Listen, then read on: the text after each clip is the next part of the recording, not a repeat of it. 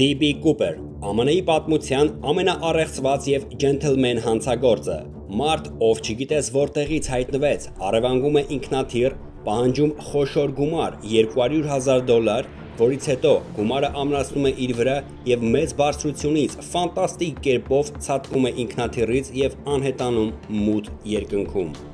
Դառնալով լեգենդ, թողնելով միայն հարցեր եւ վարկածներ, որի մասին մինչ օրս խոսում են։ Սա միակ ինքնաթիռի առևանգումն է Միացյալ Նահանգների պատմության մեջ, որը դեռ բացահայտված չէ։ Եվ այսպես 1971 թվական նոյեմբերի 24 ԱՄՆ նահանգ Օրեգոն Պորտլենդի միջազգային օդանավակայանում մոտ 40 տարեկան մի տղամարդ մոտենում է ավիաընկերության տոմսարկղին, ներկայանում որպես Դեն Կուպեր եւ առանց անձը հաստատող փաստաթղթի կանխիկ վճարում է $20 եւ գնում մեկ ուղղությամբ ավիատոմս դեպի Սիեթլ։ Այդ տարիներին ԱՄՆ-ում ներքին թռիչքների համար անձնագիր կամ որևէ անձը հաստատող փաստաթուղթ անհրաժեշտ չէր։ Կարող էիր պարզապես գնել տոմսը եւ մեկնել։ Ոչ ոք նրան չի ճանաչում։ Դեն Կուպեր ներկայացած այս խորհրդավոր մարդը հագել էր սև կոստյում, փողկապ եւ կրում էր արևային սև ակնոցներ։ Արտակնուց մի լուրջ բիզնեսմենի տպավորություն էր թողնում։ Ձեռքին ուներ մի ճամպրուկ, որում, ինչպես պետք է պարզվի ավելի ուշ, իրականում ռումբ էր։ Այն ժամանակներում ներքին թռիչքների դեպքում ոչ մի ճամպրուկ չէր ստուգվում, իսկ անվտանգության համակարգերը, որն այսօր մեզ ծանոթ են, ռենտգենային սարքեր, մետաղափնտրիչներ, պարզապես գոյություն չունեին։ Ոչ ոք չգիտի, թե ով է Կուպերը եւ ինչ է նրա ճամպրուկում։ Նա ճամպրուկը ձեռքին շատ հանգիստ առանց որևէ կասկած առաջացնելու բարձրանում է եւ տեղավորվում Boeing 727 ինքնաթիռի ետնամասում։ Այդ օրը Միացյալ Նահանգներում տոն էր, մարդիկ շտապում էին տուն նշելու այն, բայց ուղևորներից մեկը բոլորովին այլ պլաններ ուներ։ Նա չէր շտապում տուն, նա պատրաստվում էր օրացույցի մեջ ավելացնել մի օր, որը հավերժ մնալու է ԱՄՆ-ի ավիացիոն պատմության ամենախորհրդավոր էջերում։ Կուպերը հանգիստ նստած վայելում էր վիսկի եւ ծխում ծխախոտ, սպասելով ինքնաթիռի օդ բարձրանալուն։ Այդ տարիներին դեռ թույլատրվում էր օդանավում ծխել։ Նա պահպանում էր սառնասիրտ եւ զուսպ պահվածք։ Ոչ ոք չի պատկերացնում, որ մի քանի րոպեից այս սովորական թվացող թռիչքը դառնալու է ամենահայտնիներից մեկը։ Ժամը մոտ 15:00-ին, երբ Boeing 727-ը օդ է բարձրանում, Կուպերը խնդրում է բորտուղեկցորդուհի Ֆլորենս Շաֆներին մոտենալ իրեն։ Նա Շաֆներին փոխանցում է մի նամակ։ Հենց այս պահից սկսվում է ամենախորհրդավոր դեպքերից մեկը ԱՄՆ-ի պատմության մեջ։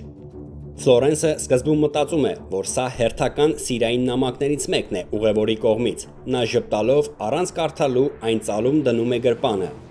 Կուպերը նրան հարգալից կամաց ձայնով ասում է. «Խնդրում եմ կարդացեք նամակը, ինձ մոտ ռումբ կա»։ Բորտուղեկցորդուհին գրպանից հանում է նամակը եւ սկսում կարդալ։ Գրված է հետեւյալը. «Ինձ մոտ ռումբ կա։ Այն գտնվում է իմ ճամպրուկում։ Եթե չեք ուզում, որ ես այն պայթեցնեմ, նստեք իմ կողքը եւ ուշադիր լսեք, թե ինչ եմ ասում»։ Բորտուղեկցորդուհի Ֆլորենսը վախեցած Կուպերին հարցնում է. «Սա լուրջ է, թե չարկատակ»։ Համոզելու համար Կուպերը բացում է իր ճամպրուկը եւ ցույց տալիս ռումբը։ Ներսում կար 8 կարմիր գլանաձև տարրեր միմյանց կապված մետաղալարերով եւ մարտկոցով։ Սառը քրտինքը պատեց բորտուղեկցորդուհուն։ Դա ամենայն հավանականությամբ ինքնաշեն ռումբ էր։ Իրական էր, թե ոչ, Ֆլորենսը չէր կարող իմանալ։ Բայց Կուպերի սառնասիրտ եւ վստահ պահվածքը վկայում էր, որ այն իրական է։ Կուպերն ասաց հետեւյալը. «Ես ոչ ոքի չեմ ուզում վնասել։ Ինձ պետք է $200,000 եւ 4 պարաշուտ։ Եթե կատարեք իմ պահանջները, ամեն ինչ լավ կլինի»։ Ֆլորենս Շաֆները սարսափած նամակը փոխանցում է օդաչուներին։ Կուպերը շատ հանգիստ եւ ինքնավստահ շարունակում էր խմել եւ ծխել, ասես ոչինչ էլ չի եղել։ Օդաչուն Ուիլյամ Սքոթը անմիջապես կապ է հաստատում Սիեթլեի օդային վերահսկման կենտրոնի հետ հայտնելու կատարվածը, իսկ նրանք իրենց հերթին հայտնում են ԱՄՆ-ի ազգային անվտանգությանը։ Ամեն ինչ պետք է արվի հնարավորինս արագ ու առանց խոճապի։ Օդանավում գտնվում է 36 ուղևոր եւ 6 անձնակազմի անդամներ։ Ուղևորներից ոչ ոք տեղյակ չէ, թե ինչ է կատարվում։ ԱՄՆ-ի ազգային անվտանգությունը որոշում է ռիսկի չդիմել ներսում գտնվողների կյանքը եւ պատրաստվում է կատարել Կուպերի պահանջները։ Գումարը նրանք փաթեթավորում են բոլորը $20 եւ բոլորի սերիական համարները գրանցում են, հետագայում հետևելու դրանց շրջանառությանը։ Կուպերը դեռ թույլ չի տալիս օդաչուներին վայրեջք, քանի դեռ իր պահանջները կատարված չեն։ Օդանավը պտույտներ է կատարում եւ սպասում օդում։ Երբ հայտնում են, որ ամեն ինչ պատրաստ է, օդանավը վայրեջք է կատարում Սիեթլեի օդանավակայանում։ Նա պահանջեց, որ գումարն ու պարաշուտները մոտեցնեն ինքնաթիռին տաքսիով եւ չլինի որևէ քողարկված ոստիկան կամ զինվորական։ Նա զգուշացրեց, որ իր հետ կատակ չանել։ Կուպերը նույն բորտուղեկցորդուհուն Ֆլորենս Շաֆներին հարգալից խնդրում է, որ նա գնա գումարը եւ պարաշուտները բերի։ Մինչ սա նա խոստացել էր, երբ այն ստանա, ուղևորներին ազատ կթողնի։ Երբ բորտուղեկցորդուհին բերում է գումարը, Կուպերը անում է այնպես, ինչպես խոստացել էր։ Նա բոլոր ուղևորներին ազատ է արձակում։ Բայց ուղևորները պատկերացում անգամ չունեն, որ 30 րոպե առաջ նրանք պատանդ էին։ Ոչ ոք տեղյակ չէ, թե ինչ է կատարվում իրականում։ Սա նրանց համար վայրեջք է տեխնիկական խնդիրների պատճառով։ Կուպերը իրեն պահում էր շատ հանգիստ, նա վերաբերվում էր անձնակազմին շատ հարգալից եւ սիրալիր, չէր բղավում, չէր բարձրացնում ձայնը, խոսում էր շշուկով, պարզապես սառնասիրտ ու հանգիստ հայացքով հետևում էր նրանց։ Այս պահվածքն էլ հենց պատճառ է դարձել, որ հետագայում նրան անվանեն ջենթլմեն հանցագործ։ Գումարն ու պարաշուտները ստանալուց հետո Կուպերը հրահանգ է տալիս օդաչուներին թռիչք ուղղությունը դեպի Մեքսիկա։ Օդանավում միայն անձնակազմն է։ Ոչ ոք չգիտի, թե ինչ է պատրաստվում անել D.B. Կուպեր ներկայացած այս խորհրդավոր ջենթլմեն հանցագործը։ Երբ բորտուղեկցորդուհին հարցնում է, թե ինչու եք այս ամենը անում, Կուպերը պատասխանում է. Ես որևէ բան չունեմ ձեր ավիաընկերության դեմ, խնդիրը ես եմ։ Ես խնդիր ունեմ համակարգի հետ։ Երբ օդանավը բարձրություն է հավաքում, Կուպերը հրահանգ է տալիս օդաչուներին օդանավը պահել 3000 մետր բարձրության վրա, անիվները լինեն բաց, իսկ արագությունը չգերազանցի 320 կմ/ժ։ Նա հաշվարկել է իր յուրաքանչյուր քայլը։ ԱՄՆ-ի ազգային անվտանգությունը 2 F-15 ռազմական ինքնաթիռ է ուղարկում հետևելու Boeing-ի ընթացքին, բայց F-15-երը չեն կարող թռչել 320 կմ/ժ նման ցածր արագությամբ, ինչի պատճառով անընդհատ պտույտներ էին կատարում Boeing-ի շուրջը եւ չէին կարողանում տեսնել, թե ինչ է կատարվում ներսում։ Բացի դա, այդ օրը անպամած էր, ինչը ել ավելի էր դժվարեցնում հետևել Կուպերին։ Քիչ անց նա անձնակազմին բոլորին հրահանգ է տալիս գնալ օդաչուների սրահ, դուռը փակել եւ իրեն մենակ թողնել։ Նա ամրացնում է իր վրա $200,000, որի քաշը կազմում է 10 կիլոգրամ, բացում է վթարային դուռը եւ պատրաստվում մի ֆանտաստիկ հնարքի։ Նա ցատկում է ինքնաթիռից մութ երկնքում դեպի պատմության գիրկը, դառնալով դարի ջենթլմեն գողը։ Այս պահից սկսած ոչ ոք նրան այլևս երբեք չի տեսել, ոչ կենդանի, ոչ էլ նրա մարմինը։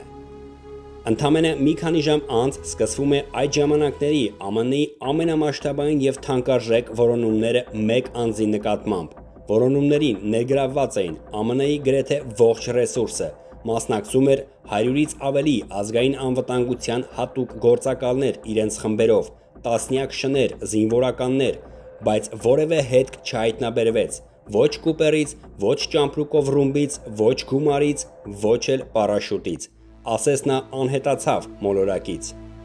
Ինչ նա թողեց իրենից հետո, դա միայն նրա փողկապն էր, ուրիշ ոչինչ։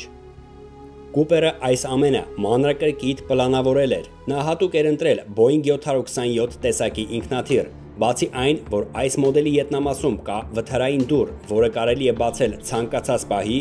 այս օդանավի շարժիչները գտնվում են ոչ թե թևերի տակ, այլ ետնամասի վերին հատվածում, ինչը ցատկի ժամանակ նրան չի այրի։ Իսկ քանի որ նա ուզել էր 4 պարաշուտ, այլ ոչ թե 1, իրավապահները մտածելով, որ նա կարող է իր հետ պատանդ տանել, նրան տրամադրել էին սարքին պարաշուտներ։ Անցել է արդեն 54 տարի, բայց D.B. Կուպերի առեղծվածը մնում է չբացահայտված։ Մինչ օրս չկա հստակ պատասխան, ողջ է նա, թե ոչ, արդյոք ցատկի ընթացքում բացվել է նրա պարաշուտը։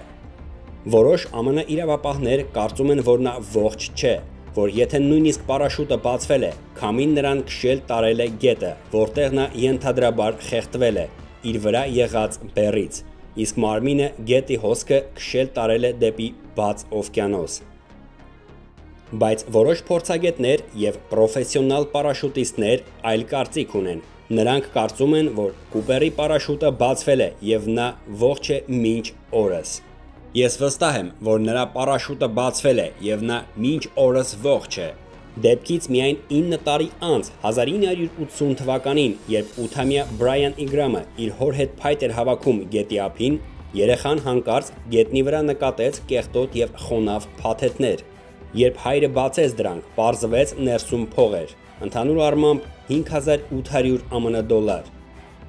Նրանք անմիջապես տեղեկացրեցին ոստիկանությանը։ Փորձաքննությունը ցույց տվեց, թղթադրամների սերիական համարները լիովին համընկնում են այն փողի համարների հետ, որը D.B. Կուպերը ստացել էր 1971 թվականին, բայց դա ոչ մի կերպ չբացահայտեց նրա ճակատագիրը։ Տարիների ընթացքում D.B. Կուպերի գործով քննությանը մասնակցել են հարյուրավոր մասնագետներ, հատուկ ծառայությունները ուսումնասիրել են ավելի քան 1000 կասկածյալ, բայց որևէ մեկը չհամապատասխանեց Կուպերի նկարագրությանը կամ դեպքի փաստերին։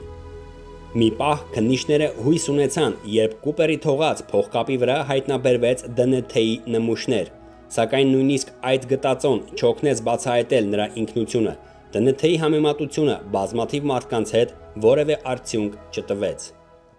Մինչ օրս ոչ ոքի հայտնի չէ, թե ով էր իրականում Դեն կամ D.B. Կուպերը։ Հնարավոր է, որ նա տոմս գնելիս ասել է ոչ իր իրական անունը։ Սա D.B. Կուպերի իրական լուսանկարը չէ, այն ֆոտորոբոտ է, կազմված ԱՄՆ-ի ազգային անվտանգության կողմից ինքնաթիռի անձնակազմի տված մանրամասն նկարագրությունների հիման վրա։ Ասես այս մարդը երբեք գոյություն չի ունեցել։ Այս դեպքից հետո փոխվեց նաև ԱՄՆ-ի ավիացիոն անվտանգությունը, այն դարձավ ել ավելի անվտանգ։ Քանի որ D.B. Կուպերը չի վնասել որևէ մեկին եւ պաշտոնապես ահաբեկիչ չի ճանաչվել, նրա գործողությունները ժամանակի ընթացքում ավելի շատ վերածվել են առեղծվածի, քան հանցագործության։ Նա ասես վերածվեց լեգենդի։ Ամեն տարի նոյեմբերի 24-ին, հենց այն օրը, երբ նա առևանգեց ինքնաթիռը, ԱՄՆ-ի տարբեր քաղաքներում մարդիկ ներդնում են ֆինանսական միջոցներ եւ անցկացվում են միջոցառումներ եւ երեկույթներ նվիրված D.B. Կուպերին։ Այս միջոցառումները հայտնի են որպես Կուպեր շոու, որտեղ մարդիկ հավաքվում են նշելու նրա առեղծվածային կերպարը։ Շատերը այդ օրը հագնում են սև կոստյում, փողկապ եւ արևային ակնոցներ, կրկնելով նրա խորհրդավոր կերպարը։ Ոմանք նույնիսկ կազմակերպում են մրցույթներ, ինտելեկտուալ խաղեր եւ ցուցահանդեսներ նվիրված Կուպերի պատմությանը։ D.B. Կուպերի առեղծվածը ժամանակի ընթացքում մասամբ ասես վերածվել է մշակութային երևույթի, հատկապես ԱՄՆ-ի հյուսիսային շրջաններում, որտեղ այս պատմությունը շարունակում է գրավել եւ զարմացնել շատ ու շատ մարդկանց։ Իսկ թե ինչ է տեղի ունեցել իրականում, այն միգուցե երբեք չբացահայտվի։ Բարեկամներ, շնորհակալություն ուշադրության համար, կհանդիպենք ցտեսություն։